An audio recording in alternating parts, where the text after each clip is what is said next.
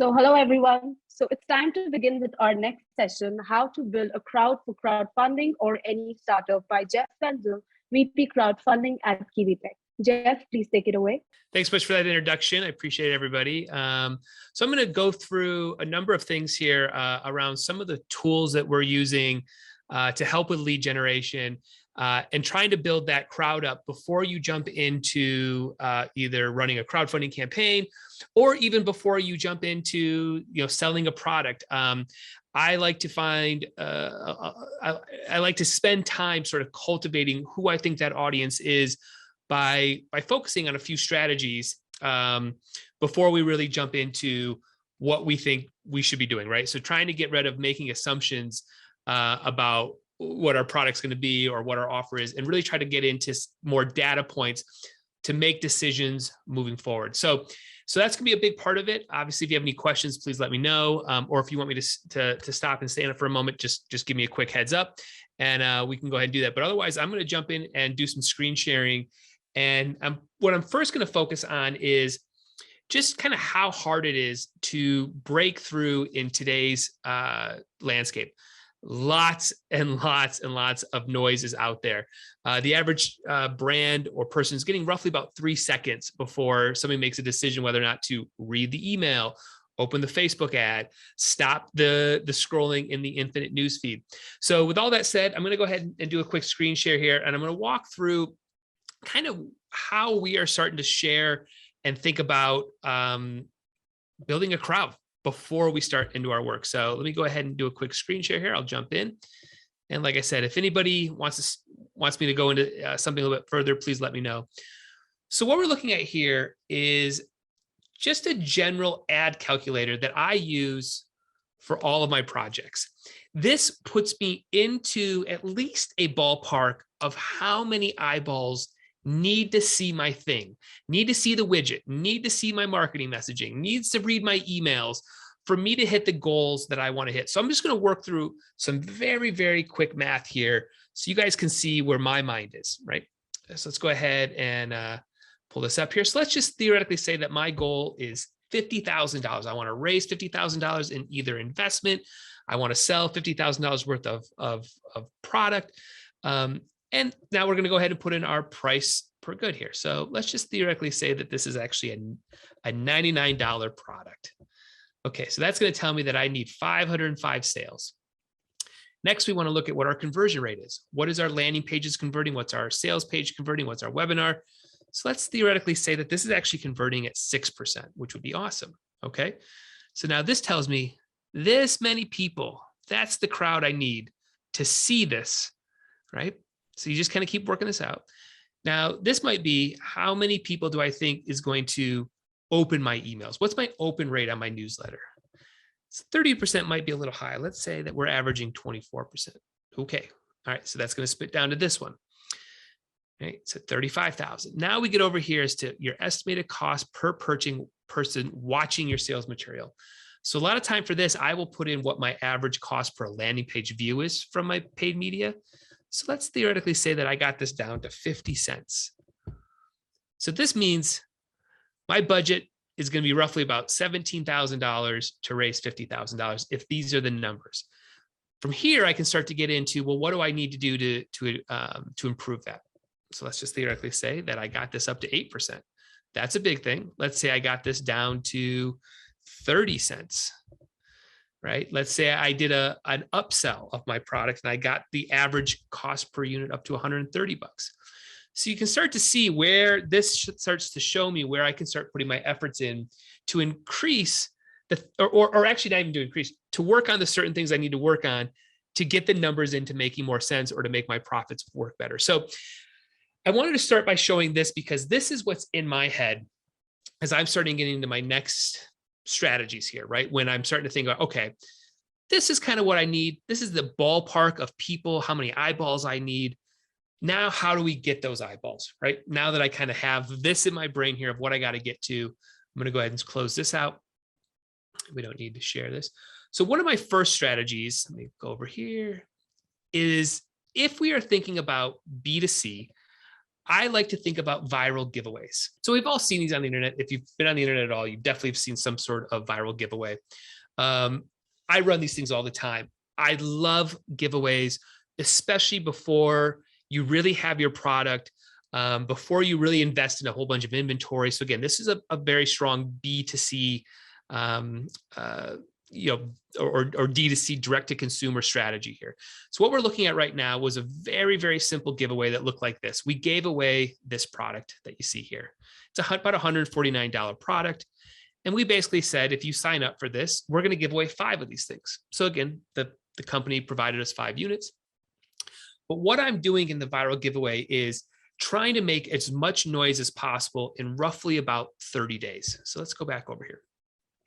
So in 30 days for this campaign, you can see that I did about 10,000 direct visitors, 4,200 email signups, 3,500 referred visitors. This means people were talking about it and sharing it, and about 600 referred leads. So this told us, before we went into a ordering product or starting to do a major Facebook ad or TikTok ad strategy to spend a bunch of money, that there is actual interest in this product. I mean, we had a lot of referred traffic.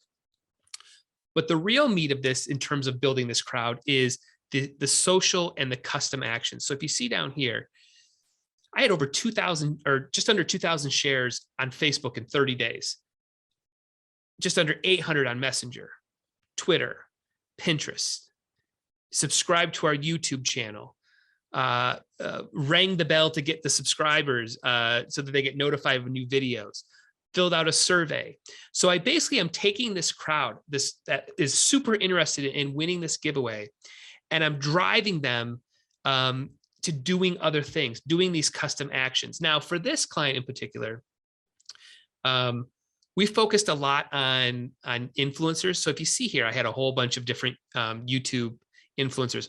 All of these were custom actions. So what I'm doing is I'm giving points to people, and the more points they get, the better they shot at winning the giveaway. But what also is happening is not only am I getting these email addresses that I'm able to email them for the next year about new products, new sales offerings, new discounts, whatever it might be, but I'm asking them to follow me on all my social channels. So I'm taking, again, all this interest, and I'm driving them into other things to do, other things to follow. So that's how I'm building this crowd in a little bit more of a sort of a 360 approach, right? Now, what also happens sometimes in this is a lot of people will stop and say, everybody just wants to win something for free. So my next step in this is actually validating this crowd, really trying to figure out, is this crowd interested in what I'm working on? Or did they just want to win something for free? So what I'll do here is I'll do what I call a dollar strategy. So I'll take all of that information we just got, and now I'll run them through this type of funnel. And what I'm doing here is I'm doing paid media into a landing page, and I'm asking them to put $1 in to my widget, to my thing, to the thing that we're going to sell. Reserve, right? This is showing intent. So what happens here is I may have gotten 5,000 people who signed up for, to win something. From those 5,000 people, I'll probably usually get between 400 to 500 people who actually give me $1. So I'm filtering that data down. And again, if they don't give me $1, they just continue to get my general emails. But if they do, they're in my VIP section because they've showed intent. So that's how I'm taking that data, and I'm taking that crowd, and I'm filtering them into showing absolute true intent outside of just wanting to win something for free.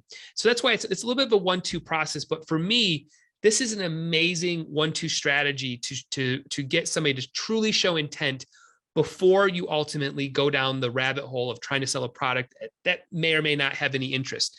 I like to generate this interest. I like to take all of this data that then allows me to make much better decisions moving forward with a much bigger strategy. So this is what we're doing right now in terms of a 1-2 punch when it comes to driving traffic, doing a giveaway, and getting that intent going. Now I'm going to move on to another strategy here, just real quick. I'm going to show you here is what we're currently doing for a client who is running a direct-to-consumer campaign, but is targeting a very local level. I mean, we're targeting it was something like 10 different zip codes here in here in Michigan. So they're, again, very, very focused. So what we're doing here is I'm running a straight Facebook lead gen strategy. So you can see I'm actually showing you the account right now. We're running very simple sign up. And what we're doing is we're trying to take away all of the friction points that potentially can exist in today's market. So what happens here is that when you hit this sign up button, we're going to scroll down here to the bottom, this form pops up that you can see right here. And this form is basically doing everything besides taking the money at this point. And that's why we're doing it for this client. We could actually end up having the ability to collect funds through this, but it's a mobile ad on Facebook. They're clicking sign up and immediately they're getting this form. So they're not having to leave. They're not having to go to a website. They're not having to actually enter in any information because Facebook will put this information actually into these accounts. So as you see here, this is the form. So this Facebook will populate this form. This client will get all the information. We use a tool called Zapier. So all this information will go into a Google Sheet as well as into their CRM program. And right now, for this client, he's incredibly happy. We're averaging 7 to, you can see our average cost per lead here, but they're happy about it because they're incredibly focused in terms of who they're trying to target. They know that these will be long-term clients. So they're willing to spend $50 to get that sale basically instantly from the Facebook ad.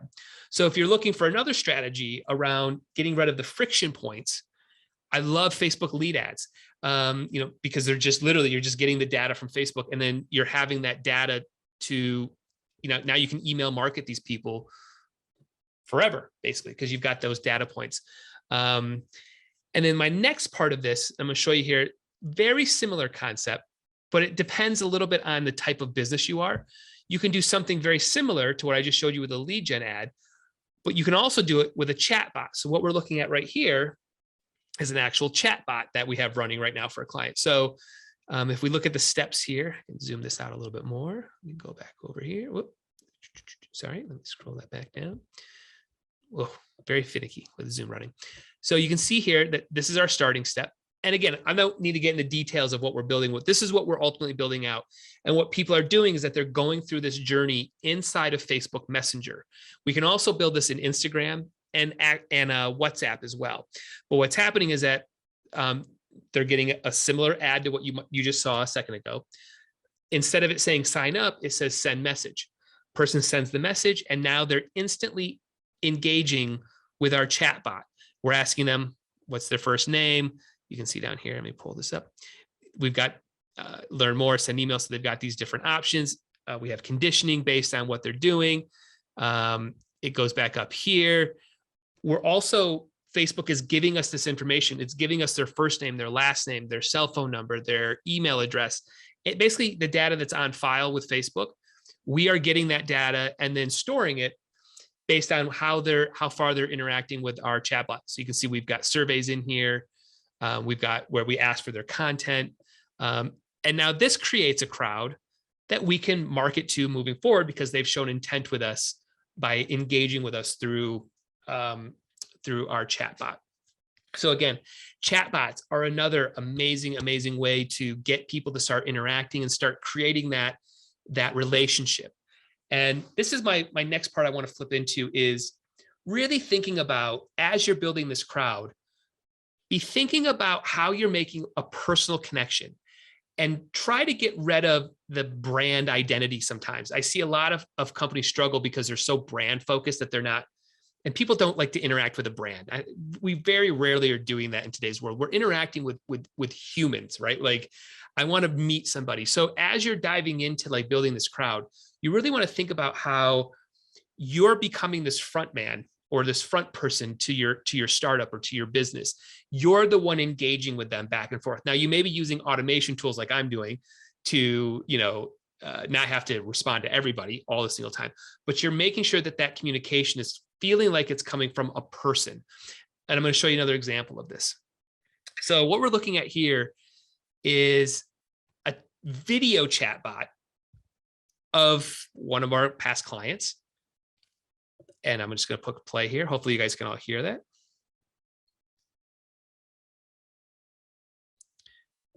And if you can't hear that, he's just talking about his company. But when you click learn more, it's basically, this is a full chat bot, but I've got personality into it. As you're going through the chat bot, the chances for the CEO to tell a story pops in. So the reason we do this is that it's putting that personal connection into it. It's leaving the sort of brand on the side, and it's making, hey, I want to talk to you. You are talking to me.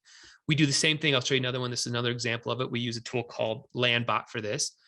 This is just, again, another chat bot. This allows for education. It allows for humor to be in it. It allows for you to kind of show a little bit of personality into what you guys are working on. It also, this is how people are consuming right now. So as we're building a crowd, as we're educating them, they're engaging with us. We're seeing what they like and what they don't like, what terms they like, where they're kind of falling off the cart sometimes, you know.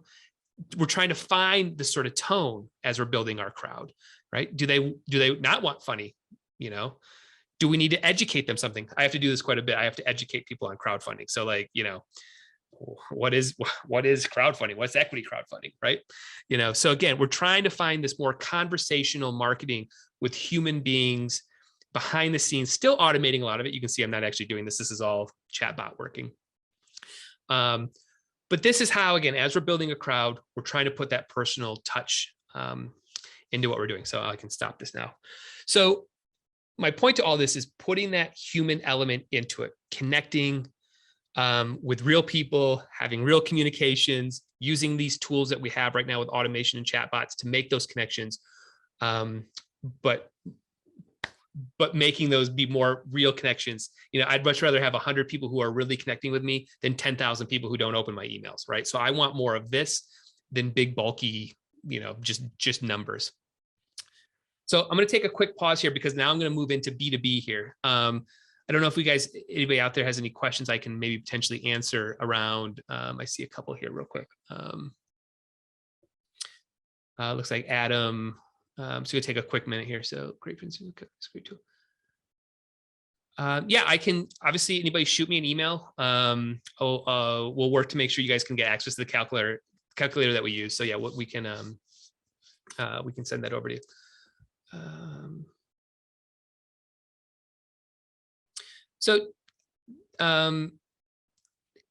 Again, that calculator is not some exact, this is exactly what it is. It's just putting rudders on the conversations. I work with quite a bit of startups. I'm just reading this question up here. I work with a lot of startups on the calculator where they're just like, oh, you know, we have a pretty big following. We have, you know, 200 emails. And when I start to show them this calculator, they're like, oh my gosh, we are going to need to have a lot more than that. So it's just a tool to use in terms of like having some rudders on the conversation. In terms of crowdfunding sites, that's a whole nother conversation. There's a ton of them out there. It depends on what your type of business is and what you're going after. So we'll talk about that a little bit later. We can open up that question. And which paid channel typically converts at the highest? So Jessica, that is all over the place as well. It's about finding the right channels and what's the right voicing for your company. And then it's also about focusing on it and actually using it. A lot of startups get spread really thin because they're focusing on all of them. I try to focus on 2 or 3 that are really actually working for me, and also trying to line up my true KPIs that actually matter with my company. So many startups talk to me and they're talking about things where I'm like, none of that matters. How are you getting from A to B, from B to C? So I love to see staged growth where you can stand back and go, you know what? I got 100 people who have really been engaging with me. What I just described is a major milestone that most startups don't ever get to. 100 actual people interacting and engaging. So that's what I try to look for. So, all right, I'm going to flip over now from B to C. I'm going to flip over to some B2B strategies. And again, mindset and approach, tools that we're looking for, and how we're getting to that. So I'm going to close out a couple things here. Just give me a second. Let's get rid of this one. Up arrow. All right. So I find an absolute amazing tool that almost everybody has access to for B2B is actually Sales Navigator. Um, now, you got to spend a little bit of money to get it, but there's so much valuable information on here in terms of B2B, in terms of trying to find that exact person you're trying to reach out to. What most people don't know is what to do with it. Like, yeah, they might get here, they might make their list. I use a tool called Willaxy, and there's a whole bunch of them, and we're kind of looking at some stuff I have built right now behind the scenes. But Willaxy is a tool that has a Chrome extension and basically works within Sales Navigator. So what happens is I'm constantly making different sort of groups of people that I want to target with a specific outreach, or people that I want to try to connect with. I use the Chrome extension of Willaxy. You can see it's actually right here. This goes and grabs my different lists that I'm making in Sales Navigator, pulls that data in, and then from here I can go and make all kinds of different campaigns. Let's actually just look at a couple quick ones here. Using LinkedIn and email. So I can build out all kinds of different communication flows and sequences based on what I want them to do. Do I want them to pick a time to meet with me? Do I want them to engage with a blog? Do I want them to listen to one of my podcast episodes? Do I want to buy them lunch? Do I want them to invest in my company? Again, it depends a little bit on what your call to action is and who that and what that data is. But going into Sales Navigator, making your lists, I got 100 new results. This is just came in recently. So that data is going to be pushed over to this tool, and that those people are going to start getting my sequences. And now I'm engaging. So again, this is something that almost everybody has access to in terms of LinkedIn. Most companies are paying for Sales Navigator. There's a ton of data inside of there. Go out and try to reach those people, and then use a tool like Willaxy to make really simple campaigns of, visit plus an email finder, build out your message templates and start engaging with them. And then from there, just make sure you're engaging with them through email. If they email you back, you start those conversations. So again, for B2B, this is my starting point with finding data of the right people I want to connect with, being crafty and creative in my outreach, and start connecting with people. So that's going to be Sales Navigator and Willaxy. Another thing you can look at, another tool out there is a tool called Apollo. Here you can actually go in and start to find people. All right, start to look. So if you're not familiar with this, you can go in, and there's a Chrome extension here as well that will connect. So as you're kind of going through your daily business, being on certain websites, it will go and find that person's email. So again, another tool to just go out and find leads that you might be able to search for. So again, search for companies, search for people, try to figure out how to engage. So again, another very, very powerful tool that you can look at as you're starting to navigate into trying to find just certain data points of people. Another tool I love to use is a tool called Phantom Buster. So Phantom Buster is basically a bunch of different APIs that are, you're able to do a whole bunch of stuff on certain social media channels and find data, start to build crowds this way. So you can see these are the ones that I use quite a bit. So if I have a list of first name and last name, just first name and last name, I just got that data off of LinkedIn, got that data off of Apollo, I can put that into Phantom Buster. It will find me their Instagram profiles, their LinkedIn, this is their personal email, their LinkedIn profiles if I don't have it, their Twitter profiles. I can find their Facebook profiles if I want. I can find their Pinterest, their TikTok profiles. I can basically find all of their social media profiles. Then I go and I basically make a, let's look at another, let's just say I found all the Instagram profiles. I can go take that, let's say I have 100 people. I found all their Instagram profiles from just first name and last name of people. I can take that information and start engaging. I can follow all of their stories. I can tag them. I can follow them, unfollow them. So again, went and found 100 people, start engaging with them on Instagram. And you can see over here, I can engage with them on Facebook. I can engage with them on YouTube, Reddit. I mean, lots and lots of tools in here. Another one that I've seen quite a bit, I've only used this one a couple times, but some people really love this one, is Google Maps search export. So if you were to go in and basically say, I need to find everybody in these zip codes, this is where I got to find the people. Or I want business, I want lawyers in, Detroit, Michigan. That's who I want to reach out to as my crowd. Google Maps, very, very powerful. And what will happen is that this will go out and it'll scrape all the data that's listed on their Google Map, put it in a Google Sheet. You'll take that information, go back into here, find the people on LinkedIn, find the business, use a tool like Apollos to see who's working at that company, start to find people. So, you've got to take some of this initiative to sort of find these people, but these tools help me sort of navigate and start to dive in and start to find at least the starting points of what to move forward with. So again, very, very, very powerful stuff over here that I use all the time to start building crowds for people. So those are my kind of 3 sort of ways that I'm thinking about B2B right now. It's starting with finding the people typically on LinkedIn. That's my starting point for a lot of this. Using a tool like Apollo, being very clever and crafty with my email outreach. I'll log into that here real quick. So using a tool like Lemlist for your email outreach, because you can do dynamic content. So the more content that you're getting from these tools, you can go and build very, very sophisticated email sequences. So again, we're just looking at one of mine here. This gray box will actually pull in a screenshot of the company's website. So, you can build out something like this. You can send an email, do a profile visit. You can use a tool like Vidyard, which is another Chrome extension for free up here. And this, I make a little video. It's basically what you're seeing right here. It's just me, hey, everybody, just chatting.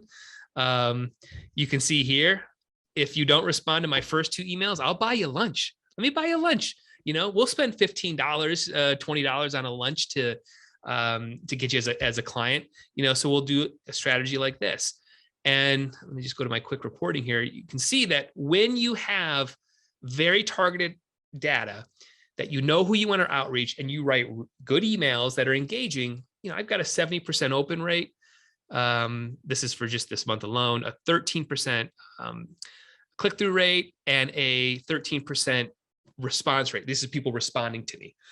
So again, you can get to these data points when your crowd is focused and you are being creative with how you're reaching out to them and not just writing a paragraph that nobody's going to respond to. So that's kind of a tool that you can look at for cold email. And then the last 2 things, and then I'll shut up for a little bit here, is alternative things that you might not even be close to be thinking about. So look at Quora. So what we're looking at here is a tool I use called QA Pop. So Quora, if you're not familiar with it, go Google it, but there's all kinds of people asking questions.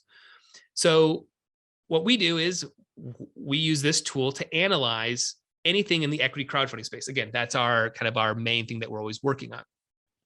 And what this is doing is it's going out and trying to find anybody asking questions around equity crowdfunding, fundraising, startups.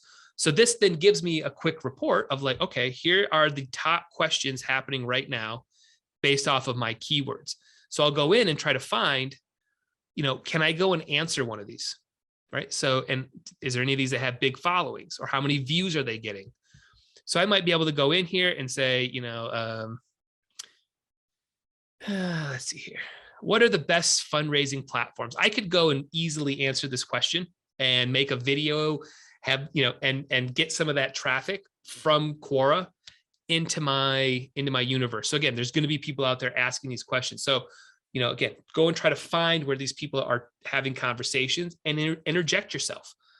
Bring them over into your world. You may have to run a Quora ad if you want to, but I'm always searching here for just what are people asking about over and over.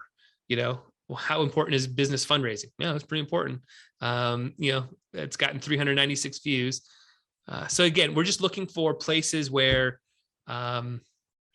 people are.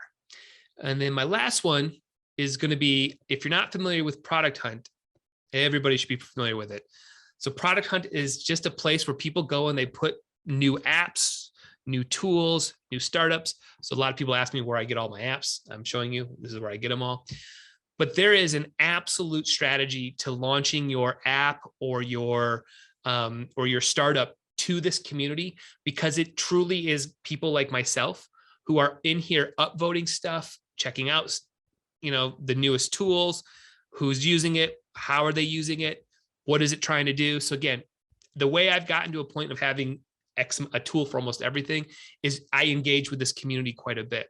So if you're sitting there and thinking, all right, I would like to launch my, I'm going to be launching my app, my startup, really think about connecting with us. We've got an amazing kind of product hunt checklist that we want you to go through so that you're successful with it, because there is a whole bunch. This is a huge community and a huge crowd who's all in here looking for the newest thing. And you can see how, what's getting upvoted, what's getting, the most traction. So like, well, what is this one? Like 4,800 people have upvoted that. That's crazy. So again, product hunt is a great way to launch your products. But if you're going to do it, you have to make sure you do it the right way. So again, another reason to maybe connect with us, and we can kind of talk through what it takes to really do this the right way. But again, an amazing community. Oh, and you can also go back to Phantom Buster, and you can look for campaigns that have done really well, and you can scrape the people out of those and start reaching out to them.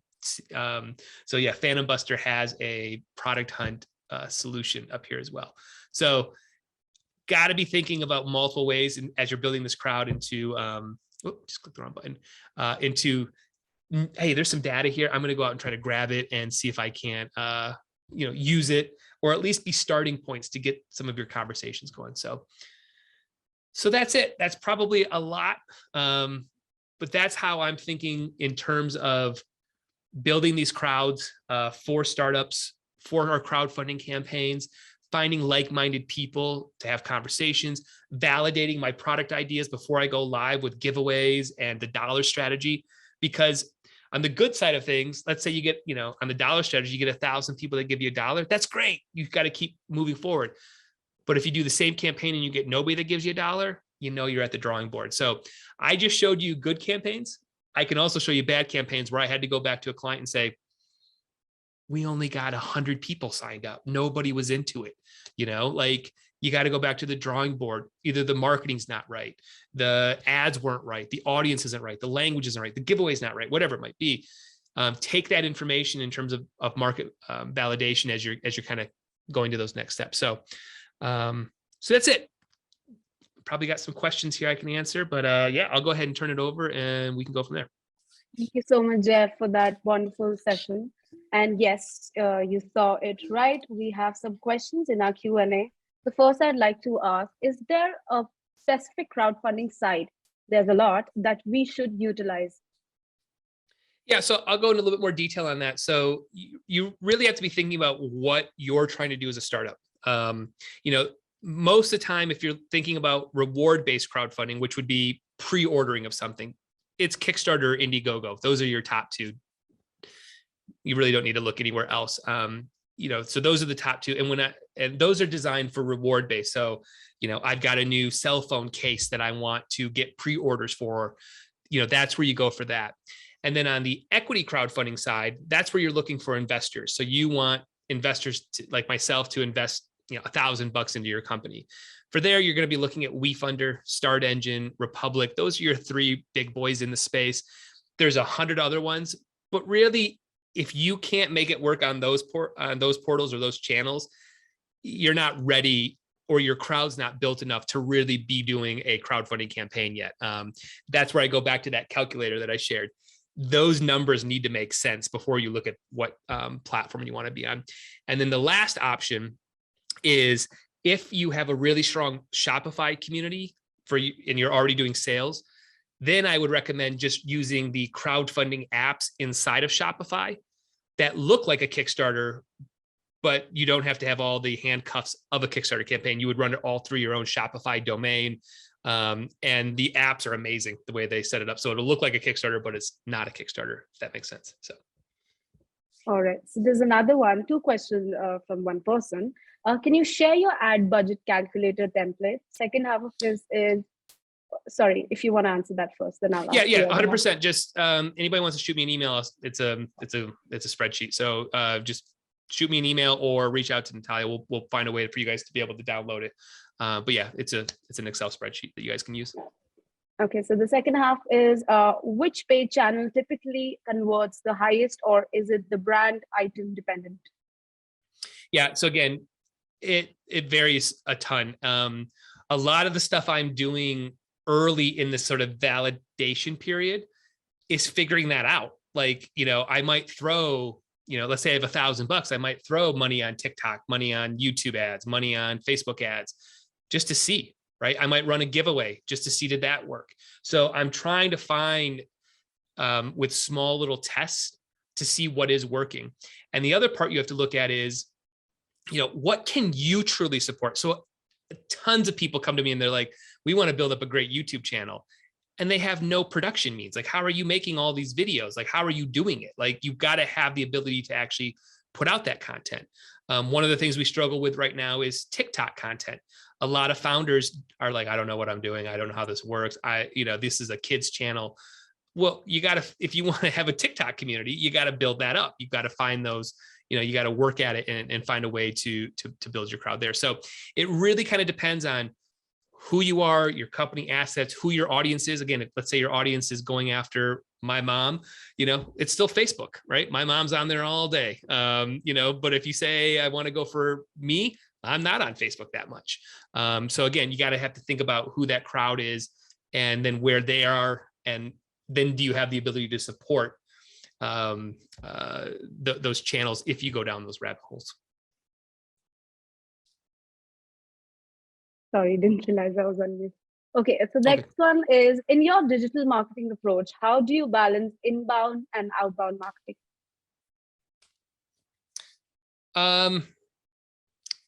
Again, that'll be a little bit of a broken record. What's my team? What is my what is my bandwidth? What am I focusing on? And where am I seeing the results? I can't stress this enough. A lot of what I'm doing is cold email. I'm knocking on front doors. Hi, I would like to meet you. And that works for us. So if that's working, then I spend less time on blogs or social media posts or whatever it might be. So I'm when you kind of find that thing, I'm not abandoning everything. I'm just putting more focus on things that, directly give me that, hey, I had that conversation, which those are our KPIs. I had the conversation. I bought the person lunch. I sent them an SOW. That's a specific KPI that we want, but a B2C person might not want that. So again, depends on what your bandwidth is, what your team's strengths are, that you may have a strength that I don't have, but man, they're really good at this. All right, well, you'll focus on that a little bit more. So yeah, hopefully that answers the question for him. Okay, so the last one is, what's your take on optimizing the marketing budget in a recession? How to improve operational marketing in uncertain times? So again, two parts. Yeah, so if we're in uncertain times, then be really creative and come up with cool stuff. Where people struggle quite a bit is that they're either copycatting and just putting out stuff that they've all, that somebody else is doing, and they're just literally ripping it off. They're not spending that time to make personal connections. They're hiding behind a brand of stuff. So again, it tells me that you have to work a little bit harder to gain that trust of somebody to, as people are getting more and more nervous about, cash. So, I look at it as it's an opportunity to be incredibly creative. It's an opportunity to take chances that you might not have taken chances. It's an opportunity to think outside the box.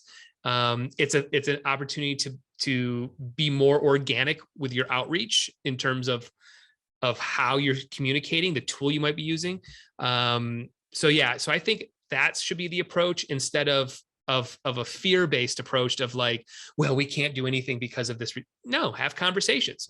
Start a podcast, which costs next to nothing. We didn't even get into that. You can use a tool like Anchor and everybody's on Zoom, just start recording this and start creating that type of content maybe. Continue to add more and more value. So if people are struggling with that, here's some, maybe do what I just did. Here you go. Here's my calculator if you guys want it, right? I'm trying to add value to this, to our relationship, so that you guys feel better if you were to hire us or work with us, whatever it might be. So how do you guys find those types of avenues where, you're giving away that information so that people feel really, really confident in working with you? So again, that's how I approach downturns or uncertainty in our markets and stuff. All right. Thank you so much, Jeff, for today's session. It was really amazing, to be honest.